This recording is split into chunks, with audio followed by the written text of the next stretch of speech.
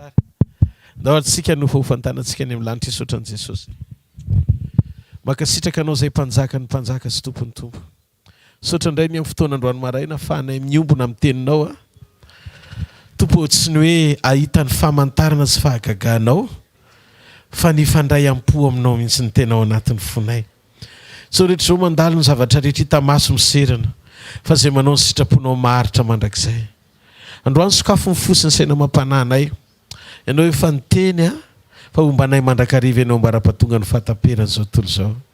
Ary faly zay satria androany indray le andro fanekena nehoanao fahatsarany eo amin'ny fiainanay, nanomezanao anay tombonandro ahafahanay mianatra eo an-tongotrao. Sotra foana ny amin'ny teny rehetra izay omenao amin'ny alalan'ny mpanomponao tsirairay avy. Sotra ny amin'ny fampatsiahivana, ny amin'ny fanokafana, ny amin'ny fanairana, ny amin'ny fampitoerana, amin'ny fampiorenana, amin'ny fampaherezana, amin'ny lafim-piainanay ray manontolo fa arenao anay zany. Fa ainao anay tokoa ny teninao ary fahasalamana ho an'ny nofonay rehetra. Mitenena Tompo, miaino ny mpanomponao amin'ny anaran'i Jesosy. Amen. Mahazo toerana dia andaontsika tia tanana ho an'ny Tompo. Amen. Ny apôstôly Jaona dia nanoratra epistily zay izy. Ao bokin'ny Jaona fahatelo ny andininy faharoa, na hoe toko faharoa ny fiantsoana azy raha ny tena hoe famakiana Baiboly, satria tsisy toko voalohany sy toko faharoa ilay fa tonga dia Jaona fahatelo fotsiny. Dia zay hatramin'ny voalohany ka hatramin'ny farany. Dia rehefa zay ny zavatra mitranga dia lasa toko azy a zay andininy ao anaty Baiboly. Zany hoe Jaona fahatelo toko faharoa no misy azy. Zany hoe raha ohatra ka amintsika amin'ilay Baiboly ao anatin'ny tablety na ao anatina telefona dia Jaona fahatelo toko voalohany ny andininy faharoa. Zao ny vaky ny teny a amin'ny anaran'i Jesosy. Maniry aho izy mangataka na hoe maniry a mba hoambina sy ho salama amin'ny zavatra rehetra ny ianao takizay nambinana ny fanahinao ihany koa. Ry malala mangataka mba hambina sy ho salama amin'ny zavatra rehetra ny ianao takizay nambinana ny fanahinao ihany koa. Ny apôstôly Paoly dia nilaza fa Andriamanitra dia nitahantsika amin'ny fitahim-panahy rehetra any an-danitra. Fitahim-panahy rehetra any an-danitra. Ny fanontaniana mipetraka ao anatin'ny sekoly mpamahanorana dia zao hoe ahoana ny fomba ahafahako misitraka eo amin'ny fiainako isan'andro ny fitahim-panahy izay voaman'Andriamanitra ho ahy. Voalohany ny atao hoe arim-panahy rehefa miresaka an'izany ny Baiboly a dia miresaka ny fahatsarana ara-piombonana sy firaisana misy eo amintsika sy Andriamanitra. Ianao sy Andriamanitra miray sy miombona. Ao tsara tsika. Ahoana fisehoan'le izy? Andriamanitra zao rehefa tonga teo amin'ny i Abrahama Andriamanitra ao amin'ny Genesis 3:1 dia zao ny tenenin'Andriamanitra. Ndao ny jerentsika kely ny zavatra ny tenenin'ny voalohany. Genesis 3:1 ary rehefa 9 taona Abrahama dia nisehony Jehovah izy ka nitenenana hoe zaho izy n'Andriamanitra tsy toa mandehany eo anatrehako ka aoka tsy misy tsiny ianao. Hitanareo ny fahazakatsika ny fisehoan'Andriamanitra amin'Andriamanitra tsy toa azy dia misy ifandraisany amin'ny faneketsika iombona aminy andeha amin'ny lalan'ny fahitsiana. Amin'ny lalan'ny fahitsiana. Zay le hoe Andriamanitra miara-miasa amintsika izy. Afaka misetrasetra Andriamanitra maneho ilay tena endrika maha izy azy. Rehefa mety tsy azon'Andriamanitra antoka ny toetratsika mifanaraka amin'izay zavatra takiny. Tsika zany rehefa manaiky andeha amin'ny fahitsiana dia miseho matsy toa azy Andriamanitra. Inona moa dikany hoe Andriamanitra tsy toa? Andriamanitra mihoatra noho ny ampy. Andriamanitra mihoatra noho ny ampy. Zany hoe Andriamanitra afaka miseho eo amin'le dingana tena maha izy azy eo amin'ny fiainan'ny olona. Hitanareo indraindray tsika manam-paniriana ny sehoan'Andriamanitra foana eo amin'ny fiainantsika amin'le hoe mba ohatra niza re Andriamanitra raha ohatra ka hoe miseho tamin'ny andron'ny Genesis izy eo amin'ny fiainako. Fanontaniana mipetraka izany. Dia izy Andriamanitra i Abrahama zany Andriamanitra tsy toa. Mihoatra noho ny ampy mpamorona aho izy. Tompon'izao rehetra izao tamin'ny teniko ny namoronako ny zavatra rehetra dia ary zany. fa zao fotsiny mandehany anao eo fahitsiana eo anatrehako. Ataovy tsy misy tsiny eo anatrehako ianao, mandehana amin'ny fahitsiana. Aoka ho tsy mana-tsiny ianao. Za mahita tao anaty baiboly fa Andriamanitra tokoa dia Andriamanitra manam-pirofo foana amin'ny alalan'ny fiarahany amin'ny olony. Rehefa miaraka aminao Andriamanitra dia misy fotoana Andriamanitra miteny aminao. Asa nareo na mahatsapa na tsy mahatsapa an'izany hoe zany ka Andriamanitra, zany ilay Andriamanitra mpamorony. Mety mbola misy zavatra be dia be tsy nahafantaranao fa tiako isehony eo amin'ny fiainanao. Voalohany, tsy hoe maika ny ampahafantatra ny hafa ny fisiko amin'ny alalanao, fa ianao mihitsy ny tiako ampiorenina ho tafatoetra tsara fa miaraka aminao. Ahoana moa ny isehony zany? Ndao antsika hijery kely atao anaty baiboly reo endrim-panehoan'Andriamanitra eo amin'ny fiainan'ny olony, ny fisiany zany Andriamanitra mpamorony zany, ny fisiany zany Andriamanitra ngeza be zany, tena maneho ny tenany ary sa manotrina ny olona mihitsy, sa manotrina ny olona. Hitanao absent ao anatinao zany, absent ao anatinao zany rehefa tsy tsara ny ny kalitaon'ny fiombonanao amin'Andriamanitra. Lasa tsy manam-paniriana ianao, lasa ohatrany hoe kristianina tsotra fotsiny, ampoana fotsiny rehefa manao ny sitrapon'Andriamanitra. Fa tsy mba mangetaeta ohatran'ny Elia ianao mba hitafo milatsaka avy any an-danitra. Tsy tonga ao anatin'ny sujet de prière anao, tany amin'ny testamenta taloha zany zavatra tsy misy tsony zany. Andriamanitra tsy miova omaly sanio ary mandrakizay. Tsika tsy provoquer ninninna. Tsika mandeha fotsiny amin'izay programma ilany antsika, ary rehefa amin'izay programma ilany antsika ny andehanantsika dia mananantony tsika ao anaty fahasaina sy fahatakarana ny teny amin'Andriamanitra hoe miseho amiko Andriamanitra, miseho amiko tahak'izay nisehonao tamin'ny hafa tany aloha, mba tiako ahitananao koa amin'izao vanim-potoana iainako izao. Tenenina eo akaikinao, azo atao zany. Ary zaka ny finoanao zany hoe rehefa manaiky ianao ny esan'Andriamanitra. Fantatrareo ve ny mahatonga an'Andriamanitra mamola volanao sy mamboatra anao dia mba hahatonga anao ho mora zaka ny fitarian'ny fanamasina sy ny fisehony eo amin'ny fiainanao. Misy tanjona zany eo amin'ny fiainana, afa-tsika tena misitraka an'izany. Ary renao hoe tsy ho fahafenon'io rehefa mameno anao ao anaty, manainga anao anao zavatra tsy normal eo amin'ny fiainan'ny olona. Satria manomboka mifankahita amin'izay zavatra hitan'Andriamanitra sy vitan'Andriamanitra ny ao anatinao. Ahoana misehon'izany? Tatrabe tamin'ny sujet de prière ny Elia. Rehefa miresaka moa tsika mikasika momba ny hoe fisehom-panotronana ao anatin'ny famonjena mahazaka maniraka, famonjena mahazaka maniraka. Ianao tsina tsy saina famonjena ho an'ny hafa raha tsy mahatsiaro hoe vovonjy. Ao ve tsika? Raha tsy mahatsiaro anao vovonjy dia tsy saina famonjena ho an'ny hafa zany. Tsy possible anao hitomany sy andohalika mba hahatonga ny hafa ndray famonjena raha tsy ianao mihitsy aloha ny manam-pahatsapana ny lanjan'izany sy miaina n'izany famonjena zany. Noho izany ny famonjena tsy zavatra tsy natao torian'ny olona tsy voavonjy, fa natao apetraka eny ambavan'ny olona efa nandray famonjena sy mahazo antoka fa niombona tamin'Andriamanitra. Elia dia nanana an'izany etaeta zany tao anatiny. Nao nysetsika mpanjaka voalohany toko 2:20 ndiny fahenina amin'ny 30. Inona ny tenenin'ny Elia? Amin'ny anaran'i Jesosy ary ny tamin'ny fotoana fanatitra riva dia nanantony Elia mpaminany ka nanao hoe Jehovah Andriamanitra Abrahama, Isaka ary Israely, aoko ho fantatra an'io fa ianao no Andriamanitra amin'ny Israely ary zany mpanomponao ary araka ny teninao no efa nanaovako izao zavatra izao. Ozy izy Elia, za tsy manao zavatra ivelan'ny teninao zany. Wow! Fa za rehefa manao zavatra dia araka ny teninao. Noho izany rehefa araka ny teninao ny zavatra ataoko, dia ianao Andriamanitra tsy maintsy manamarina an'izay zavatra nilazainao. Hitanareo, mora mifankahita amin'ny fahamarinan'ny tenin'Andriamanitra ao anatinao. Avereny izay, mora mifankahita amin'ilay teny velona ao anatinao.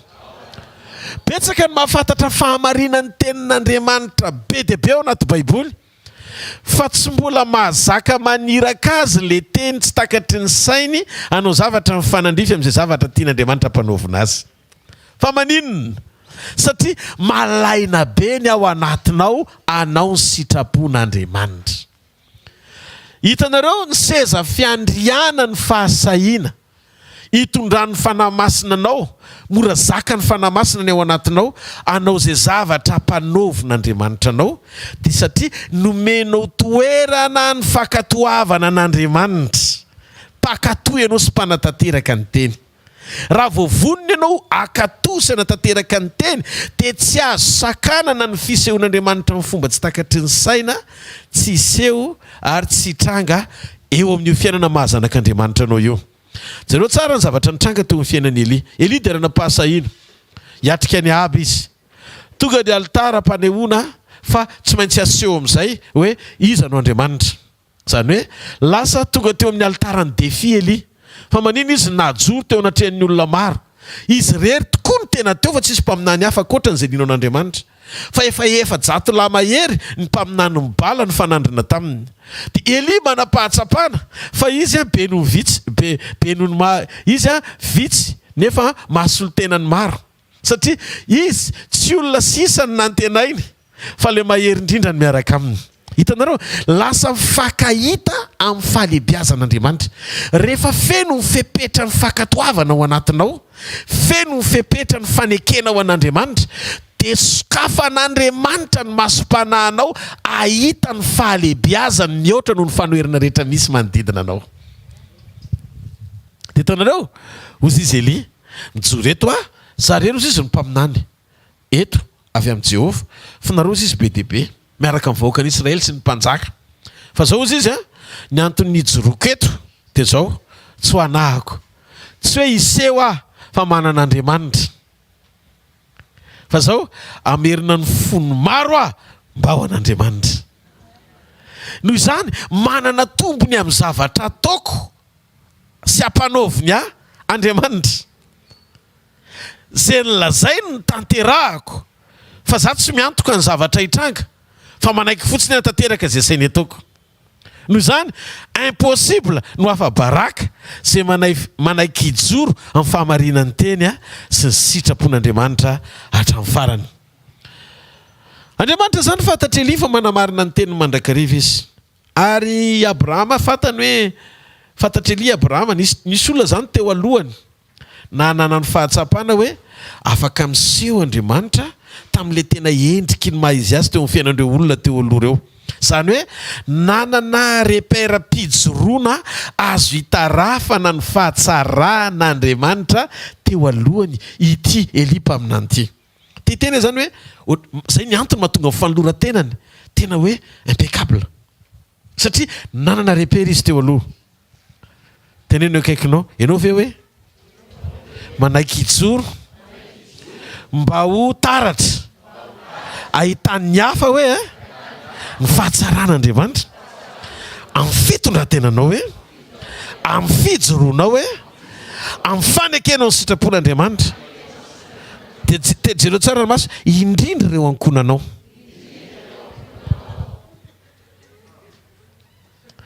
Alleluia, ataovy alleluia tsara moa n'Andriamanitra. Rehefa manaiky ianao dia tadidio, misy hafa hitaratra anao, misy hafa hitaratra anao, ary amin'ny alalan'ny fijoroanao dia azo lesona ny manodidina hijoro koa hoe wow, afaka ny manantena amin'izay fa Andriamanitra koa afaka ny ahita azy takizay nahitany olona eo aloha koa an'Andriamanitra. Zany hoe ny mahatsara ny fijoroantsika. Misy vavolombelona maro manodidina antsika mijery mahita taratra ny fanoloran-tenantsika. Dia hitanareo tsara, Eli tonga dia nahita nafantatra ny tantaran'i Abrahama izy. Ary Davida koa dia niteny matsotoa an'Andriamanitra ozy izy, zay mitoetra amin'ny fiheren'ny avo indrindra ozy dia mialoko ao ambany elatry tsy toa. Zany hoe miresaka koa matsotoa an'Andriamanitra. Jeremia 3:7-20. Jeremia mpaminany dia niteny hoe Andriamanitra niteny tamin'ny alalan'i Jeremia hoe izaho ozy izy ny Jehovah Andriamanitra ny nofo rehetra, moa misy zava-mahagaga zay tsy haiko fa. Eli dia tonga dia navita mivavaka izy, miseho Andriamanitra fa tsy misy zava-tsarotra aminao. Miseho Andriamanitra ozy izy fa tsy misy zava-tsarotra aminao. Ohatrany hoe mahavariana be amin'ilay fomba fivavaka dia hoe miseho fa tsy zava-tsarotra aminao.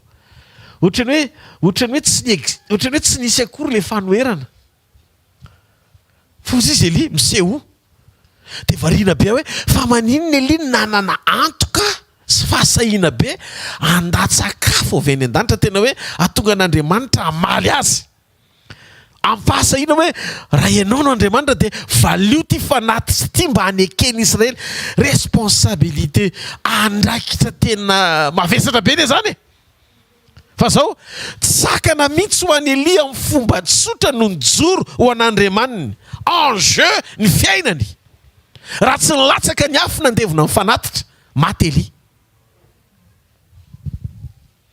Misy zavatra mitranga eo amin'ny fiainana ilanao reo karazam-pahagagana tsy mila miandry fa tsy maintsy zao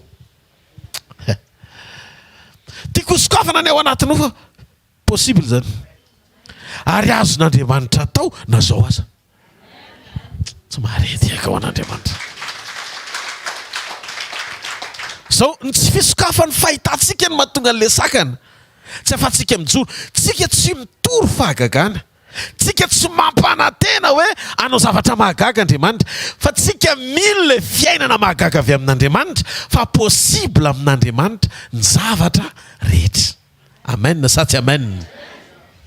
Ahoana misehoana izy hitondra antsika ao anatin'ny fotoana fohy le fanolora tena mendrika tao amin'ny Eli ka natonga azy afaka nahita n'Andriamanitra teo amin'le dingany finoana nananany tao anatina fahasahiana afaka njoro teo anatry amin'ny mpanota nanetsika n'Andriamaniny ho présent anamarina ny fisiny ho Andriamanitra io tamin'ny fanatitra mba hahatonga ny Israely hiverina amin'Andriamanitra. Dao jerentsika kely vetivety tiako hitantsika androany fa l'Andriamanitra mahefany zavatra rehetra io le hivavahantsika ary zay tranga rehetra tsy takatry ny saina eo amin'ny fiainana de mbola vita n'Andriamanitra manatanteraka an'izany amin'ny fomba faran'izay tsotra rehefa manaiky ny ao am-ponao ka hiaina tahaka ty fomba fijery ny Eli mpaminany ty. Ahoana fisehoan'le izy ato anaty baiboly ry havana dia Andriamanitra tsy nijanona fotsiny teo amin'ny Genesis amin'ny Genesis toko voalohany mampamorona azy fa Andriamanitra dia naneho ny tenany teo amin'ny fiainan'ireo mpanompo rehetra ny fandimby tany aloha no maha-Andriamanitra ny Genesis azy. Ahoana ny tenenanao an'izany pasteur? Tsotra le izy ao amin'ny Genesis toko voalohany ao amin'ny Genesis toko voalohany jerentsika kely tamin'ny andininy fahasivika hatramin'ny andininy fahafolo ary Andriamanitra nanao hoe aoka hiangona ny rano eny ambany lanitra ho eo amin'ny fitoerany iray ary aoka iseho ny maina dia nisy zany ary Andriamanitra nanao ny maina hoe tany ary ny rano tafangona nataony hoe ranomasina ary hitan'Andriamanitra fa tsara zany. Andriamanitra no namorona ny ranomasina nasehon'Andriamanitra tokoa fa izy le namorona ny ranomasina ary izy dia manam-pahefana hifeny ranomasina. Jereo ny bokin'ny Joba tsy Genesis tsony fa miditra ao amin'ny Joba amin'izay tsika. Joba toko 7 ny andininy fahavalo ka hatramin'ny andininy faha 120 ary izy nanao varavarana misakana ny ranomasina raha mbosesika mivoaka avy tany am-boka izy raha nanao ny rahona ho fitafiny ary ny Ezipita ho foniny ary nandidiny ho fetrany sady nanisy hidiny varavarana ka nanao hoe atreto no azonao androsoana ka tsy oatra ary eto no ampijanona ny fisafoky ny onjanao. Zany hoe rehefa mandeha makany am-boro ianao dia mahita rano tsy mihoatry ny fefin'ny fasika io dia misy tanana miazona azy. Tsy mahareteka ao an'Andriamanitra. Dia eritrereto fa io tanan'Andriamanitra io miazona ny rano tsy ohatry ny fefy misy azy isan'andro. Jereo masona akaikinao matokenao ny tanan'Andriamanitra miazona amin'ny fiainanao izy namorona ny ranomasina ary izy ny miazona ny ranomasina tsy hamefy ny tany. Nasehon'Andriamanitra no maha-Andriamanitra ny Genesis azy ary niporofom-panehoana fa izy no Andriamanitra ny Genesis rehefa mahita ny ranomasina ianao mipirina tsara tsy mihoatry ny fefy. Baiboly koa dia milaza fa ny fetran'ny ondra sy ny fisafokany dia feran'Andriamanitra tsy ohatry zay no mahatonga azy tsy mihetsika. Ao amin'ny Exodus toko 7:20 ny andininy faha 120 ka hatramin'ny andininy faha 20 nasehon'Andriamanitra fa ananany fahefana no mifeny voary rehetra. Zany no mahatsara na otronony satria ny voary rehetra dia manamaso ahita azy eo amin'ny fiainanao. Raha miresaka sika mikasika momba ny nanokafan'Andriamanitra ny ranomasina mena. Zany hoe Andriamanitra manatrika ny rano dia ny rano no manamaso ahita ny Moïse sy ny zanak'Israely amin'ny fanontronana satria eo anoloandry zareo ny présence n'Andriamanitra. Teteny zany ilay Andriamanitra ny Genesis fa ny voary rehetra eto ambonin'ny tany dia natao hanamaso hifankahita amin'ny fanatrehany. Zay mahatonga Mosesy nankajy ny azy efa tapony fa ny présence mbola manakatokona ihany. Zany hoe le fisehoan'Andriamanitra mihoatra noho ny fefy zay mahavoafetranao dia azo antoka amin'ny fanekenao otronona. Rehefa manaiky ianao otronona dia mihoatra ny kajinao ny sehoan'Andriamanitra aminao. Ary za mino, tena mino fa vanim-potoana farany zao mialohan'ny ampiakarina anao mila mifankahita kely amin'izany mihitsy aloha ianao. Mila mifankahita kely amin'izany ianao aloha. Amin'izay ny ao anatinao ao misy famelombelomana. Misy famelombelomana ao anatinao, misy fanantenana ao anatinao. Tsy hoe finoana fotsiny fa raha hiverina izy dia hiakatra ianao fa den'izao dia miaraka aminy ianao. Manakaiky anao izy, mombanao izy, manotrona anao izy, manamarina anao, manositra anao izy. Tsy marety ho an'Andriamanitra. Halleluja. Nasehon'Andriamanitra fa nanana ny fahefana ny ranomasina sy ny voary rehetra. Dia Davida moa ny teny hoe fa inona mahazo anao ranomasina? Dia miorika ianao, ranomasina izy nahita n'Andriamanitra. Dia nizara roa izy. Genesis toko voalohany. Verina kely tsika eo amin'ny Genesis. Amerenako amintsika tsara aloha ro satonan-javatra nanehoan'Andriamanitra ny mahampamorona azy teo amin'ny fiainan'ireo mpanompony tsirairay avy izay nampiasainy. Tsy hoe tapitra ny Genesis dia nofinofo fotsiny fa za nandinika omaly ary misy mpanompo ane zany nampahitana ny maha-Genesis an'Andriamanitra hoe izy dia alfa. Ndao antsika hijery ny Genesis toko voalohany ny 4:7 ka hatramin'ny 9:7. Ary Andriamanitra nanohy misy fanazavana eny amin'ny habakabaky ny lanitra ampisaraka ny andro sy ny alina. Ary eo koa famantarana sy fotoana ary andro sy taon'ireo. Ary eo koa fanazavana eny amin'ny habakabaky ny lanitra izy hanazava eny ambonin'ny tany dia nisy zany. Ary Andriamanitra nanao ny fanazavana roa lehibe. Ny iray fanazavana lehibe ho mpanapaka ny andro, ny fanazavana kely ho mpanapaka ny alina ary nisy kintana sy ny kintana. Ary Andriamanitra nametraka azy eny amin'ny habakabaky ny lanitra hanazava eny ambonin'ny tany sy ho mpanapaka ny andro sy ny alina ary ampisaraka ny mazava sy ny maizina ary hitan'Andriamanitra fa tsara zany. Taditsika tamin'ny de miracle tany Antsirabe. Fa Andriamanitra zany rehefa namorona amin'ny masoandro sy ny volana tsy tonga dia mipetraka teny amin'ny toerany ireo. Fa ny raisin'Andriamanitra aloha zany hoe mety teto Analakely ohatra ny masoandro ohatra zany. Raha isika saritsaina fotsiny dia nataony tetry amin'ny sisiny tetsindray ny volana. Dia eritrereto anie arakaraky ny nanandratany azy ny nahalehibe azy mihoatra noho ny tany. Fa Andriamanitra nidina teo amin'ny tany aloha nampisy ny zavatra rehetra vao nampisy ny mazava ho antom-pisian'ny tany. Tadio fa ny ilaina ny masoandro nazavany tany. Zany hoe antom-pisina melona ny tany ny fisian'ny masoandro. Ary fantatsika raha tsy misy masoandro dia tsy velona ny zavaboary. Marina sa tsy marina? Kanefa Andriamanitra namorona an'ireo zavatra ireo teto tany dia ahoana ny fomba hikajianao an'izany? Ny tany raha oharina amin'ny scientifiquement parlant zany ny tany kely lavitra noho ny masoandro. Nefa Andriamanitra namorona ny masoandro sy ny tany vita le izy teto tany Andriamanitra nidina nampisy ny zavatra rehetra dia niforoniny amin'izay ny masoandro dia nalainy olo izy dia napetrany. Zany hoe ny raisy ny tanany zany ny tanan'Andriamanitra zany tsy may. Lasa amin'izay eritrereto eritreretra Genesis kely teneno akaiky anao ndao mba eritreretra Genesis kely aloha dia rehefa hitan'Andriamanitra fa nazava izy dia ny mazava tsy natao hipetraka ety ambany fa ny mazava natao hipetraka any ambony.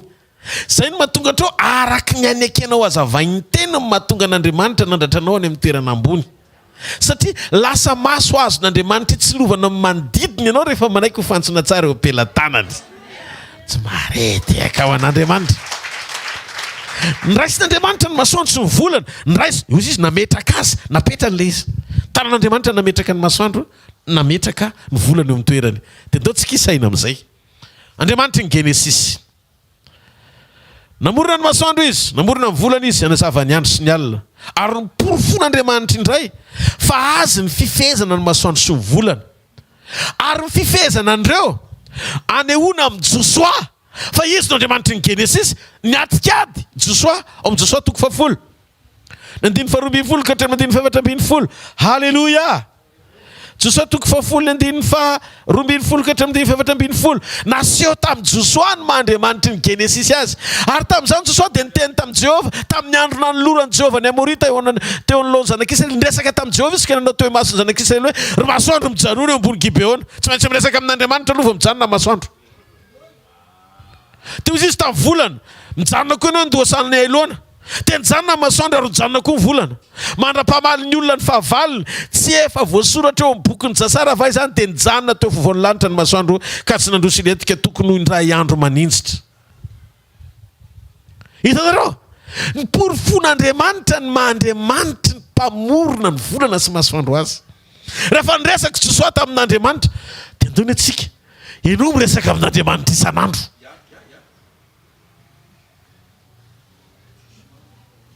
Hitanareo, eto ny zavatra tiako zaraina, tsy hoe le plaisir hiteny fotsiny amin'ny volana sy masoandro mijanona manana fa tsy possible ny hijanona an'io raha tsy tsara communion ianao.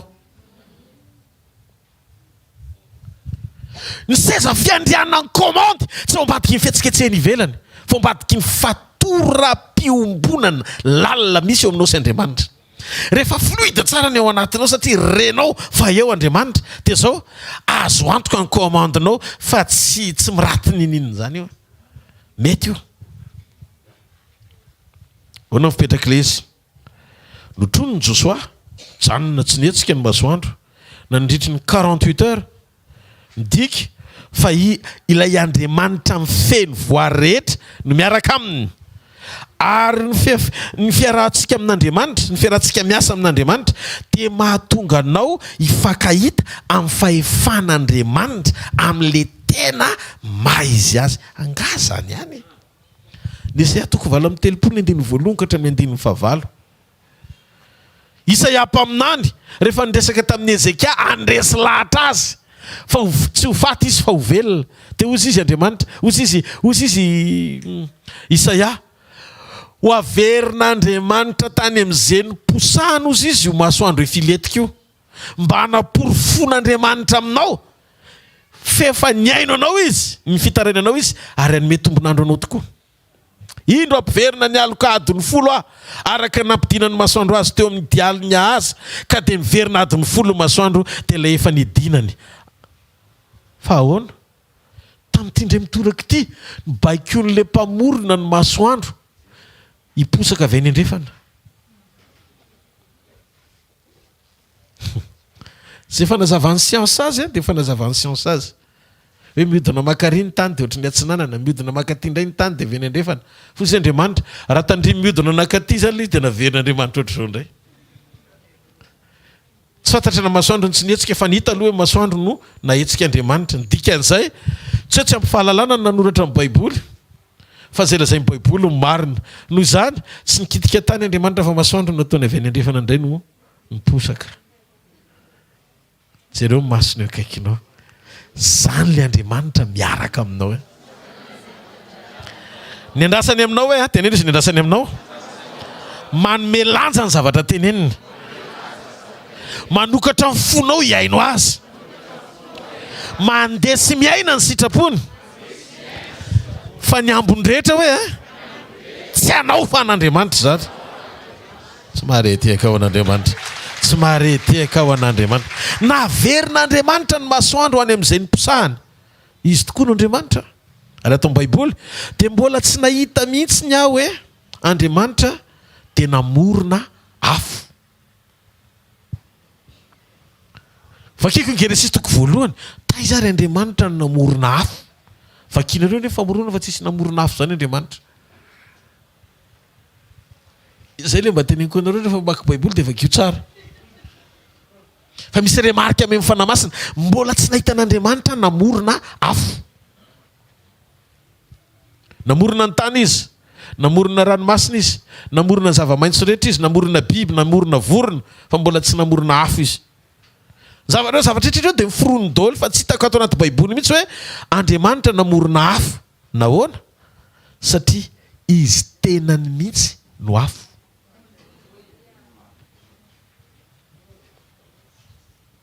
Io zany tsy afaka namorona ny tenany izy. Hebreo 4:9-20. Hebreo 4:9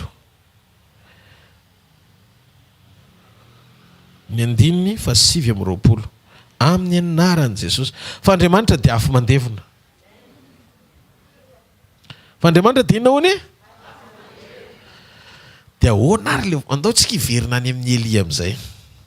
Elia zany nahita. Hitany Elia io zavatra io. Ozy izy Elia afo ianao. Ianao efa nidina tamin'ny endriky ny lehilahy fo amin'ny Exodosy 7:1-9. Efa hitako izay tamin'ny andron'ny Mosesy ozy izy Elia. Noho izany izay nataonao ianao koa nilaza tamin'ny Joshua fa tahaka nomboako amin'ny Mosesy nombako anao koa.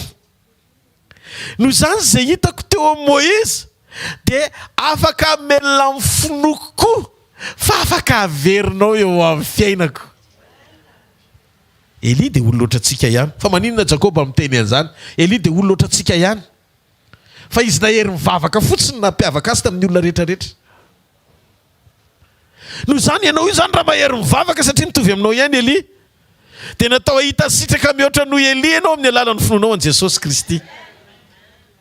Fa zao ny fahalainana mivavaka, ny fahalainana miakohaka, ny fahalainana miombona amin'Andriamanitra, ny fahalainana mihaino tenin'Andriamanitra dia ahatonga anao hitsiriritra ny Elia fa tsy haina ny fiainany. Androany tsy torany Elia sy ny fanoloran-tenany. Fanambara sy hanondro an Kristy sy ny révélation any. Fa za fotsiny te hanaitra ao anatin'le fanambarana nanambarany Jakoba hoe ny mahatonga ny Elia niavaka dia satria nahery mivavaka izy. Hitany Elia ao bokin'ny Daniela 7.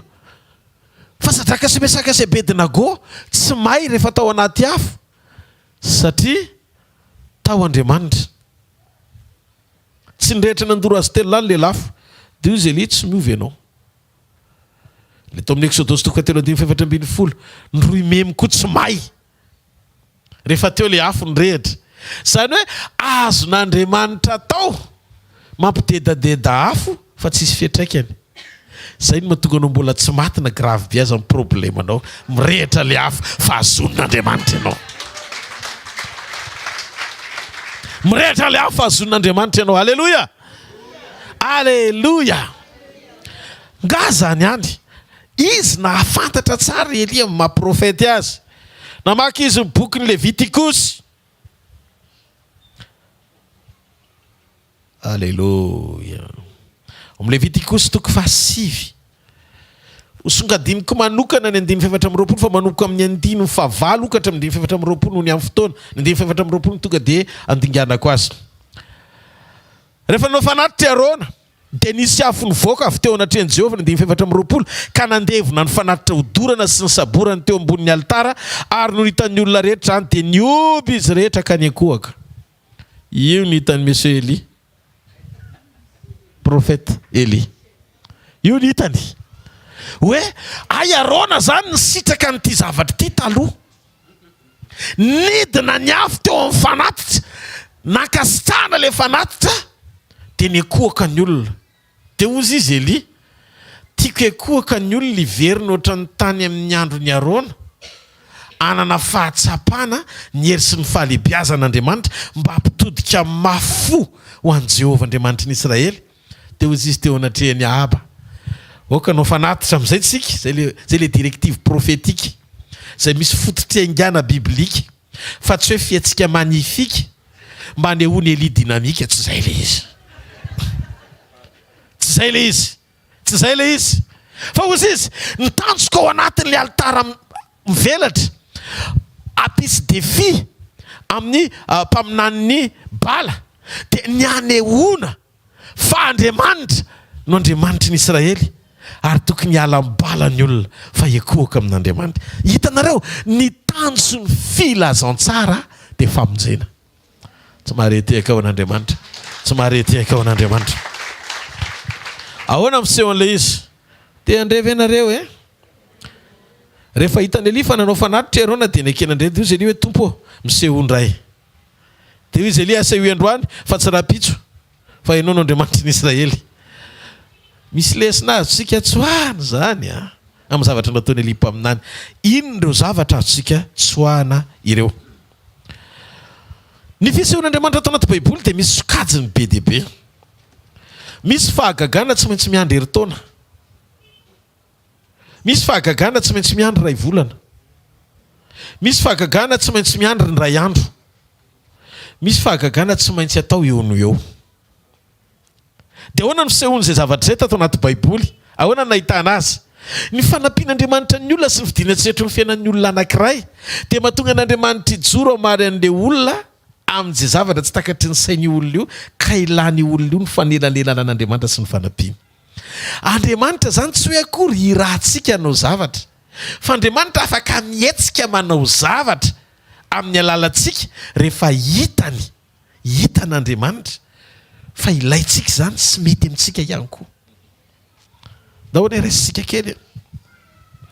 Gaga be any fisehoan'Andriamanitra amin'ny boky Genesis 2:7-7-10. Genesis 2:7-7-10 vakina ny trano namangy any Sara Andriamanitra. Dia ozy izy hiteraka zazalahy ianao anananaka ianao fa tsy maintsy miandry 7 volana. Io le mirakla tsy maintsy miandry herintaona. Ao ve tsika? Ao mpanjaka faharoa toko fahaefatra ny 9:9 ka hatramin'ny 9:17 le vehivavy Sonemita napetrano ny Elize. Rehefa tonga tao an-trano ny Elize dia tsy maintsy ohatrany hoe na tsiaro hoe misy zavatra tokony ho ampitaina amin'io ankonana io satria tia mpanompon'Andriamanitra. Fa zao niandry herintaona le fahagagana satria vehivavy io dia momba fanomen'Andriamanitra taranaka rehefa naminany Elisa. Misy ray volana. Io zany zao le mirakla herintaona. Misy ny ray volana. Samuela voalohany toko 7:10 ny 1 ka hatramin'ny 2:20 dia tingana amin'ny 1:15. Samuela voalohany toko 7:10 ny 1 ka hatramin'ny 2:20 tingana amin'ny 1:15 any an-trano vakina.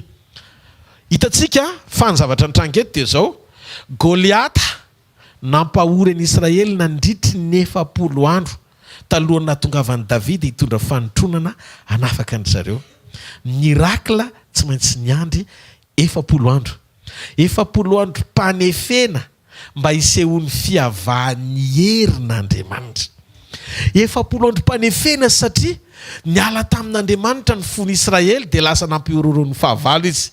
Fa Andriamanitra tsy nafoy an'i Israely fa naneho famonjena avy amin'izay tsy takatry ny sain'i Israely izy fa zazalahy kely 17 taona nampiasainy sady mena volo no barimaso.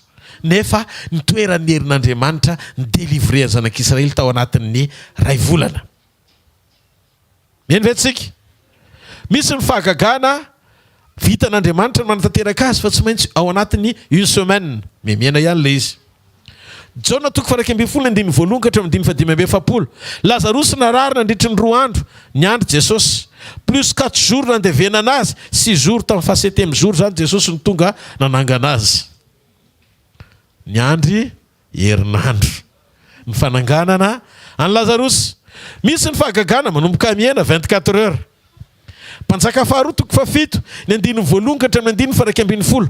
Rehefa natao fahirano Samaria dia naminany fahagagam-pitobahana tao anatin'ny 24 heures ny mpanompon'Andriamanitra tao hoe Elize. Dia nisy fahabetsahana teo amin'ny vavadin'ny Samaria, fahagagana tao anatin'ny 420 ora. Jereo 420 tateo ireo dia tanteraka izay nampitondraina ny Elisa mpaminany. Fa misy mirakla tsy afaka miandry fa tsy maintsy zao dia zao. Ozy izy Elia, zao le afo no ilaina mba hiverena ny fony Israely ho anao. Ary rehefa fony Israely miverina ny resahana tonga dia mitsamboatra Andriamanitra manao zavatra. Tsy mareteka ao an'Andriamanitra. Raha tiana mitsangan'Andriamanitra ampifamatory amin'ny famerenana ny olona ho amin'ny lalan'ny fahamarinana ny zavatra torianao. Fozy izy Andriamanitra. za kosa tsy petraka tsony amin'izany fa tsy maintsy hitsangana amaly an'izany tonga dia nilatsaka teo amin'ny alitara ny afo a ny avaka ely satria ilaina teo no eo le izy. Menao avy ianareo? Zareo ny zavatra nitranga latsaka sainao ne raha ohatra ka tsy mety le vato no natoraka Davida voalohany tsisy vavolombelona androany rava tanteraka ntsena tsy maintsy ny voalohany iny naomby fa ny manaraka eo raha mamiesikivy Goliata enjana be le vengeance sy le zavatra nitranga fa zao nataon'Andriamanitra vita tamin'le vato voalohany le tsy maintsy eo no eo. Maty toko 7:10 sainy raha dobo Petera tamin'izy nandeha teny ambony rano dia nila vonjy amin'ny tompo dia ozy izy Jesosy hoe raha pitso maraina toy izao maty somatsara ihany ary dobo Petera. Fa zao tamin'le fotoana niantsoniny tsy maintsy fotoana namaliana azy fa raha tsy zay tsisy ny epistiliny Petera voalohany sy ny epistiliny soratany Petera ho amin'ny Petera faharoa. Dia ndao ny asainy hoe tamin'ny fotoana nanipazana ny Sadraka sy Mesaka sy Abednego tsy tao anaty laforo Jesosy tsy maintsy tonga ara-potoana izy ao anaty laforo ho amin'ny fijoroana ambabona ny Babilôna ho an'Andriamanitra. Marka toko 10:5 ka hatrany 10:2-10.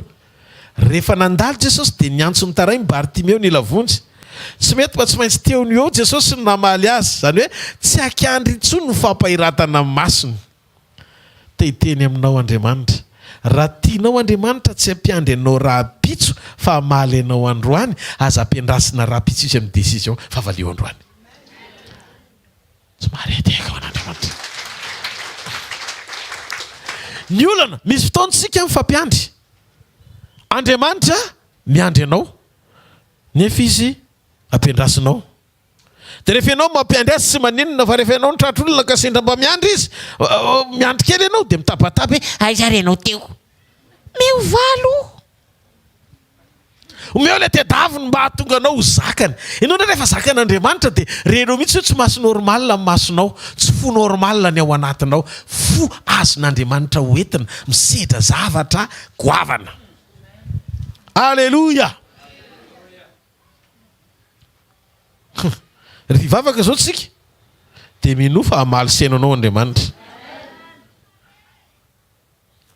Fantatra tompo fa mahefany zavatra rehetra. Ndona antsika ijery Genesis toko 4:30 hoe tsy ovakitsika iray manontolo le fitoloman'ny Jakoba sy le anjely. Rehefa tonga le anjely ny fampitolona tamin'ny Jakoba toy le anjely avelao andefa efa hiposaka amin'ny masoandro fosy koa Jakoba tsy avelako andeha ianao satria raha vao miforapitso ndresaka fa tsy regle zao dia maty koa rapitso satria misy sabatra esao miandry ahy. Noho izany tsy avelako andeha anao raha tsy mita zao dia zao misy ny mirakla eo no eo. Misy zany tsy mety tsony rapitso tsy maintsy zao le izy nyreglena tolominy Jakoba tsy navelany teo Andriamanitra raha tsy nitsodrano azy azo atao le izy. Ozy izy Jakoba tsy afaka miandry mifahagagaga fa tsy maintsy zao dia vitaina raha tsy voaray zao dia samitsika doby avy aloha posaka no masoandroa rehefa tsy ataon'olo izy fa samy tsy tafavoaka eto tsika ozy izy Andriamanitra zany ndray tsy possible an'io tsy tafavoaka zany fa ianao tsy maintsy tafavoaka miaraka amiko. Tsy mahareteka an'Andriamanitra. Alleluia. Rehefa miaraka amin'Andriamanitra ka mifikitra aminy avy ireny mifikitra aminy avy ireny mifikitra tsara aminy dia miara tafavoaka aminy fa aza mandeha rery hoe tsy misy Andriamanitra zany. Jereo masina akaikinao matahory ianao n'Andriamanitra hoe manapa hevitra araka ny sitrapony fa miara tafavoaka nareo mianaka. Tsy mahareteka ho an'Andriamanitra. Alleluia. Alleluia. Vavaka zao mba ho valiany zao dia zao anao amin'io trango io amin'ny anaran'i Jesosy. Elia tsy manaiky fa ozy izy tsy maintsy zao milatsaka ny hafa satria raha tsy zany dia maty akozy Elia. Jakoba koa tsy nanaiky tsy maintsy zao fa raha tsy zao le izy vita koa rapitso maraina. Toy izy Andriamanitra omeko le pirofo ho amin'ny tanjom-pamerenana any Israely. Tsy ny ainy Eli nitsombin'Andriamanitra, tsy dia Jakoba loatra nijeren'Andriamanitra, fa nahita Israely tao amin'ny Jakoba izy. Alleluia. Ary nahita Israely miverina tao am-pony Eli izy. Fataro zay omponao zao. Fa le matery anao amin'le famantarana iny, raha mbola hoanao dia zay no mampiantona azy. Satria te ho salama ianao, te hatanjaka ianao, dia rehefa matanjaka rehefa avy eo, iny le tanjaka iny tsy hanompoana an'Andriamanitra. Vitan'Andriamanitra ane io e. Dia ndao tsika andinika amin'izay no mahatsara ny toe-panaraka an'Andriamanitra mialohan'ny kasika Andriamanitra. Arapida kokoa n'le vokatra izy, ary anampy ianao mba nananao safidy tsara, atonga ny vavakao tsy maintsy valiana. Aza vela ho vesatra ho anao le izy hoe raha mba matanjaka zao dia zao no ataoko. Fa teneno Andriamanitra, Tompo, tanjaka sery omenao dia hoentiko hanompo anao. Mahita olona be dia be tena ory tokony hovonjena amin'ny alalanao, dia maneke ho isan'ny olona tena voavonjy. Fa aza mitoetra amin'ny toeran'ny olona te hamonjy ny hafa nefa ianao ara-dobo. Tsy maintsy Jesosy aloha teo ambony rano vao afaka nisintona Petera, fa tsy hainy ara-dobo izy mianaka. Zay ilay voalaza amin'ny Baiboly hoe aiza ny hita jamba ianao hitarika jamba, fa tsy maintsy any akady ny farany. Fa tsy maintsy misy mahiratra aloha mitarika an'le jamba vao mandeha any amin'ny lalana tokony izy le jamba. Aoetsika. Zay ny mahasarobidy ny lanja ny fanoloran-tenanao mihoatra lavitra noho ny zavatra rehetra ilainao avy amin'Andriamanitra. Satria rehefa mety amin'Andriamanitra ny eo am-ponao, dia izy nitaridalana anao any amin'izay mampety azy amin'ny alalanao. Halleloia. Mariky ny fahalebiazana ny fanekenao ho tariana, mora tariana, mora zakan'Andriamanitra, mora fenon'Andriamanitra. Men'Andriamanitra ny profo any Eli mba amin'ny tanjom-pamerenana an'Israely nanotrina azy Andriamanitra. Teo tamin'ny Mosesy, ozy izy Eli tamin'ny andron'ny Mosesy nanao zavatra ianao. Ianao ny tena mijotso atoko voalohany, andininy voalohany ka hatramin'ny andininy fahavalo. Fa tahaka niarahanao tamin'ny Mosesy niarahanao tamin'ny Josoa. Fa nahoana n'izy dia nahoana tsy za. Ome ho any fanohananao fa ny rehetra mitrangy eo dia ho voninahitra ao rery. Teo izy Eli, noho ianao Tompo nanaovako an'izao. Noho ianao Tompo nanaovako an'izao. Tsinitsinina raha tsy maintsy hoe ho afa-baraka sy ho raraka eto. Tsy mampanina zany, fa mba ho voninahitra ao ameriana an'Israely, dia tia mirisika fa tsisy risika. Satria eo ianao. Zaka le hitanareo lasa nanao vita ny Eli nanao tsinitsinina ny aina mba hahatonga ny hafa ho tafaverina amin'Andriamanitra. Tsy zaka natao am-pony hoe raha tia ny échec eto dia ahoana, tsy problème ho azy na vita aza amin'ny fiainany, fa misy fiainana manomboka ho an'ny hafa rehefa ijoro Andriamanitra. Zany fo zany tsisy tsony amin'izao andro farany zao. Inona ny ataony devoly anafoanana n'izany toe-po zany mba tonga amin'ny be dia be diso anjara voatendry tsy mifankahita amin'ny fitantanan'Andriamanitra azy reto zavatra reto. Fampahoriana misy eto ambonin'ny tany, lasa mampianatra ny olona ho tia tena. Ny zavatra misy iainana zao mahatonga ny olona tsy saina afa-tsy ny momba azy fa manadino ny fanjakan'Andriamanitra. Vitsy ny olona manaiky ohatra ny Eli, manaiky hanolotra ny fiainany sy ny tenany an'Andriamanitra. Matetika motivation ao anatinao rehefa manompo ianao dia misy ihany le apahany 0,5% mba te hisongadina mihoatra noho ny hafa. Ao le azakazaka, zany hoe lasa tafiditra ny fifaninanana, tafiditra no karazan-java, fampitahana. Tsisy dikany daholo izay spectacle ivelany rehetra. Rehefa hotron'Andriamanitra ianao ka manaiky hitoetra eo amin'ny sitrapon'Andriamanitra, mora amin'Andriamanitra ny mitondra anao any amin'ilay programa tsy takatry ny saina isehoany fahombiazanao. Aza matahotra manomboka androany fa ataovy izay tsara ny fifandraisanao amin'Andriamanitra fotsiny. Fa zao io zavatra mitrangy io izay nataon'ilay Andriamanitra ny Genesis hatramin'izay mbola afaka isehoany amin'ny mahatsotoa azy androany, ary afaka ho faranany amin'izay zavatra tsy takatry ny saina raha pitso. Amen. Dia jereo dingana rehetrarehetra no misy ny miandry, misy ny atao io. Fa ny Eli tonga dia izy rehefa avy eo tsy maninona fa zao tsy maintsy an' Jesosy tonga zanany aloha mino azy atolotro azy momba manontolo fa afaka iantso sy vavaka aminy tsy afaka iresaka aminy ana iteny hoe tompo porofo fa mpanomponao raha tsy tonga mpanompony aloha tsy possible ny midongy hoe tompo dony amin'ny teninao nanaovako an'izao raha tsy pakatoa aloha raha tsy pakatoa aloha tsy possible zany tady io fa ny eto tany ny vita eto tany vita vetivety ny eto fa ny atao hoe ketrina ny atao hoe dondrina raha dika ny atao hoe mitapy dia zay tsy tonga saina ny mandrakizay any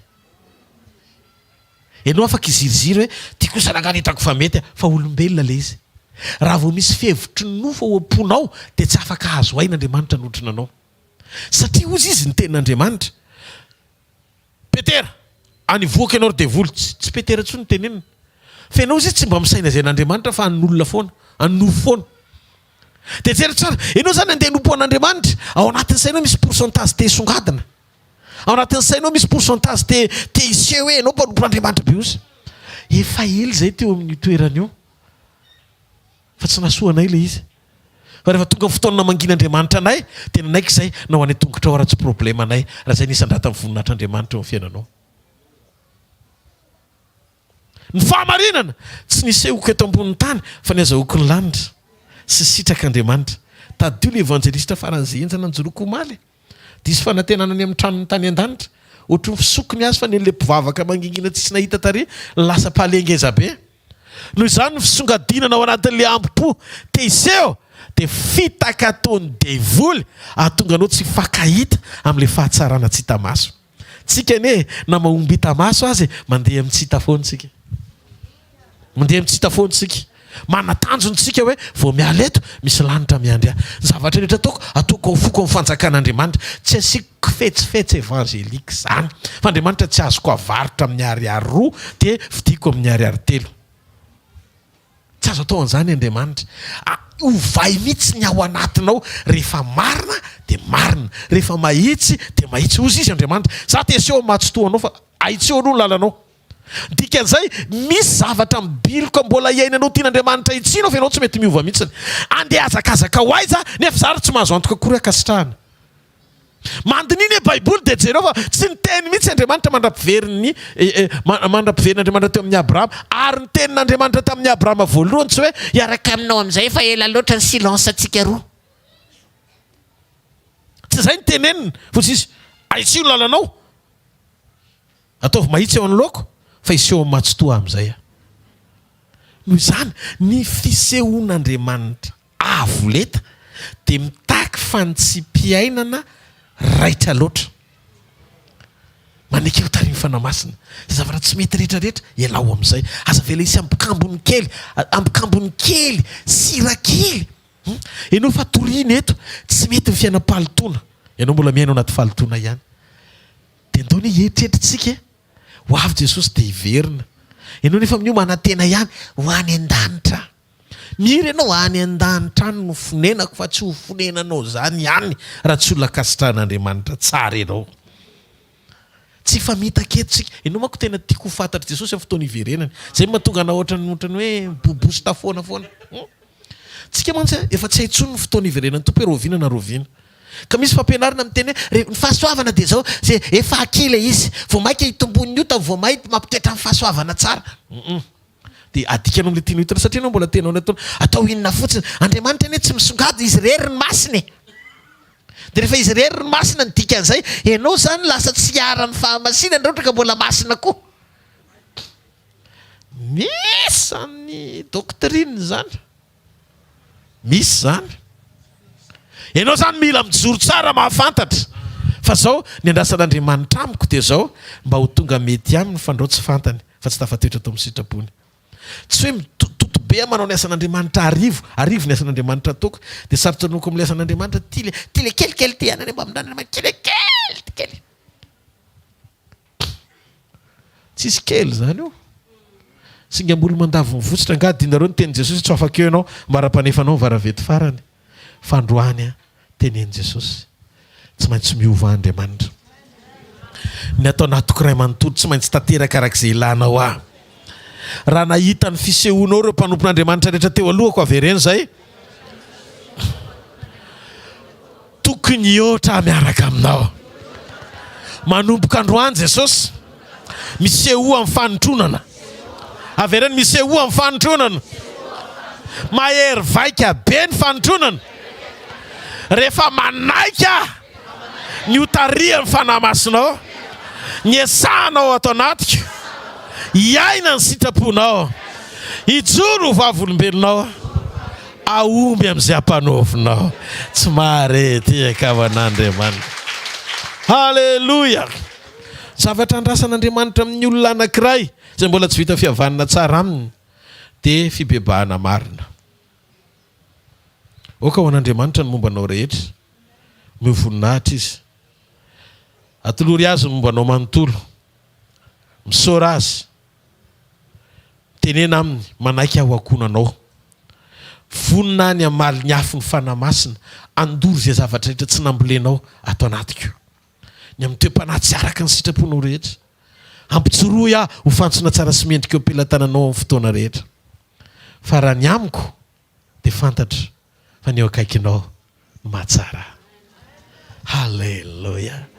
Inona ny zavatra miseho? Afaka ianao mandeha manao asa. Fa zao ny antony zavatra rehetra misy hiaretanao alohan'ny iverenany dia be dia be mifakam-panahy. Misy fotoana ianao variana fa le fakam-panahy mihitsy ny tonga manantona anao.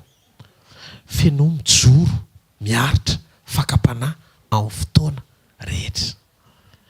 Zay mahatonga Jesosy miteny miambena, miareta fa tsy fantatrareo izay fotoana tonga avan'ny Tompo.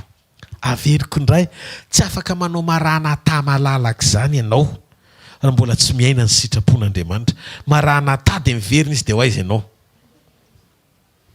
Fa aloha mbola tsy marana ata. Raha tsy mijoro tsara ianao amin'ny sitrapon'Andriamanitra ary mandray fanapakevitra entina ny atateraka an'izany ho fiainanao. Fantatrareo ilay toriteny omaly? Jereo Zakaiosy ndray mandeha niona tamin'Andriamanitra tsy seminaire akory. Jesosy tsy mila nitoriteny fa nijerijereny ohatrany fotsiny Zakaiosy dia mibaradaka. Fa manina izy mibaradaka tonga dia nanana an'ilay pratika an'ilay zavatra mbola tsy nitoriana tamin'ny akory. Satria ilay présence an'i Jesosy matanjaka be, ilay ry-pahamasina sy fijoroana tao aminy anovany Zakaiosy tsy mila toriteny. Tsy voasoratra hoe nitoriteny Jesosy, petraka fotsiny izy dia niovy Zakaiosy. Ho avy ny andro lasa fantsom-panovana ny hafa amin'ny fijoroanao eo amin'ny toerana anankiray. Mbola tsy misokatra akory ny vavanao dia mahazoazo daholo ny manodidina mibebaka ho azy. Satria mpitondra ny hafam-panovana ianao ahitany ny hafa an'Andriamanitra ihany koa. Halleluja. Hay ilay fibebahana marina misy zavatra onerana ilay izy. Misy zavatra onerana. Fa tsy hoe tenitenenina fotsiny fona aminao Andriamanitra fona amin'ny tsy fonafona fotsiny izany fa miala amin'ny ratsy. Ary Paoly ny teny manatomboka se Andriamanitra amin'ny andro fanavotana amin'ny alalan'ny fanamasina. Fa zao ilay fanorenana izay manona ny anaran'ny Tompo miala amin'ny ratsy. Raha ohatra ka tonga dia voavonjina manao ratsy ary satria ao amin'ny Tompo ny fahasoavana. Tsy nananatra Paoly hoe mila miala amin'ny ratsy ny olona. Fa ny fiainam-paratsiana rehetra dia sakana tsy hahafahanao mifankahita amin'Andriamanitra. Noho izany avelao ny fanamasina hiasa ao anatinao. Voalohany, avery kely lesona tamin'ity herinandro ity, Andriamanitra tsy hoe manampy anao ny fanamasina hiady mba tonga anao andresy amin'ny faratsiana, fa manaiky anao ny hotariana amin'ilay fo vaovao, zany hoe le programmation fototra ahafahanao miaina ny sitrapony mihitsy no nataony eo anatinao. Omeko fo vaovao ianareo ary fanahy vaovao no ataoko ao anatinareo. Dia inona ny zavatra miseho? Tsy hoe miady ianao hiala amin'ny ratsy, fa tonga dia makahala faratsiana. Lasa halanao le izy. Zany no vavaka ataoko isan'andro. Tompo Jesosy io meko vahana ny fanahinao, ampipita ny toetranao ato anatiko. Rehefa tanteraka ny identité anao dia miorina amin'ny fomba tsotra mampandresy amin'ny lafiny rehetra ianao. Tsy izaho ho tonga stara amin'ny fampiasana manaitaitra, fa izaho ilay olona tsy tara fa miaina ny sitraponao amin'ny fotoana rehetra. Tsy izaho mandohalika ahitanao toy ny miavaka amin'ny rehetra, fa ny ananako antoka fa eo ianao ary tsy tarehetrehitra. Ataovy amen. tsangana amin'ny toerana misy ianao afany amin'ny lanitra ny tanao dia andaontsika isotr'Andriamanitra mifotsika iray manontolo makasitraka anao zay ny amin'ny teny androany marain'Andriamanitra misaotrany amin'ny hafatra androany zay manamboatra ny fiainam-panahinay ao anaty anovanao anay olona araka ny sitraponao esoro re geja rehetra le fomba fijery rehetra reo fahazarana rehetra tianay iainana mihoatra amin'izay zavatra tsy andrasanao aminay fa tianay ampandeferana anao isan'andro isan'andro fa vainao amin'Andriamanitra fatary le fahazaran-dratsy eo anatinao le mora manodina ny zavatra rehetra mora ampiasainy devoly ampanota olona io mora ampiasainy devoly ho amin'ny tombontsoan'ny nofo fitiavan-tena reo karazana fahadalana rehetra mbola mety hoe tiany satana amin'ny lina lalana amin'ny fifatoanao tsy ahafahany fanotrona mahazo aina mitarika anao angatao Andriamanitra androany maraina esoro amin'ny fiainako izany vavahy ianao ninona tena mba mangataka aminao androany ataovy tena ren'Andriamanitra ny ao anatinao tompo saotra manamarina ny tiraka ty amin'ny fanio-pamantarana fa tsy fanio-pamantarana sy fahagagana no ilainay aminao androany maraina fa fiovampo marina ho authentique eo anatrehanao oka ny fonay Andriamanitra tena ho fonao ary fo azonao ampiasaina fanamasina homeko anao foko fanamasina volavolao sy tario amin'ilay fo vaovao nomeny ray tamin'ny fahateram-baovao iainako ny fahatsaranao amin'ny famindram-posy fitiavan'Andriamanitra tario lalana ho fantsona tsara ho ampelantananao amin'ny fotoana rehetra mora hitoetra amin'izay zavatra ilainao ny amiko amin'ny anaran'i Jesosy Kristy avy any Nazareta matoky anao Andriamanitra matoky ny herinao Andriamanitra matoky ny rahanao Andriamanitra matoky ny fahatsaranao Andriamanitra raha isondran'i Jesosy anadiny ao anatinao amin'ny fieritreretana raha isondran'i Jesosy anadiny ao anatintsika tsirairay avy amin'ny anaran'i Jesosy Kristy avy any Nazareta raha isondran'i Jesosy anadio fieritreretana amin'ny foko ny fisainako ny ao anatiko iray manontolo ako voafafandrany Jesosy zay programa tsaraka ny sitrapon'Andriamanitra ao anatsika raha isy ny fanafahana sy ny famindram-pon'Andriamanitra ny famelakeloko avy amin'Andriamanitra ho ao anatinao amin'ny anaran'i Jesosy Kristy avy any Nazareta raha isy ny fanadiovana avy amin'Andriamanitra mahamaim-poana hipurifien'Andriamanitra ny ato fanahinao androany maraina amin'ny anaran'i Jesosy Kristy avy any Nazareta sotra tombo fa miasa mahery ianao ho anao mifakasitrahana mandrakizay afafany amin'ny lanitra ny tanao dia misaora azy amin'ny fonao manontolo makasitraka tombo dia rainay mandrakizay ny anaranao amin'ny anaran'i Jesosy Kristy avy any Nazareta amen halleluja mahazo toerana anao fanatritsika ho an'ny tompo amen tsara Andriamanitra zavatra teny ilaitsika manomana ny fanahytsika fotsiny fa tsy tokony ho fanahitsika sa tsy ampiasa Andriamanitra zavatra ilain'Andriamanitra amintsika mijoro amin'ny sitrapony fotsiny fa tsy isika mangataka amin'Andriamanitra mba hisitraka amin'ny fanotronany hotronona ho azy ianao voaositra ho azy ianao mety ho azy ianao rehefa mety manaiky ho isan'ny olona mety amin'Andriamanitra ianao manomboka androany jereo masony eo akaikinao dia teneno izy aza mampandefitra n'Andriamanitra ntsony atao voalohany sitrapony aoka ny sitrapony hoe eo ambony sitraponao dia aoka ho faty ny sitraponao hoe fanjaka ny sitrapony dia ho tonga sitrapony hoe ny sitraponao amen halleluja amen maheno ao anatin'ny olona eto androany misy olona eto misy fivitosana fananjavina le izy ary fivitosana io to ambany helikao misy fivitosana to ambany helikao fananjavina le izy zao maraina zao jereo kely any vetivety ho an'le olona nanana zay fivitosana zay misy fivitosana to ambany heliny fananjavina le izy eny koa ty mihitsy le izy hoe nesoron'Andriamanitra tamin'le tanana nanao ohatran'izao io tonga de teo le izy ny afaka halleluja hitanareo tsika tsy nangataka koa miala amin'ny anaran'i Jesosy fa nesoron'i Jesosy ho azy le izy amen amen le izy fivitosana tato ambany tato tsy hoe ganglion na ina tsy fantatro fa le izy tsy hoe zavatra vovetivety efa naharitraritra le izy fa zao le izy jereo fa tsy ao-tsony amen halleluja efa mivalo latsaka mahery fa valo amin'ny telopolo zao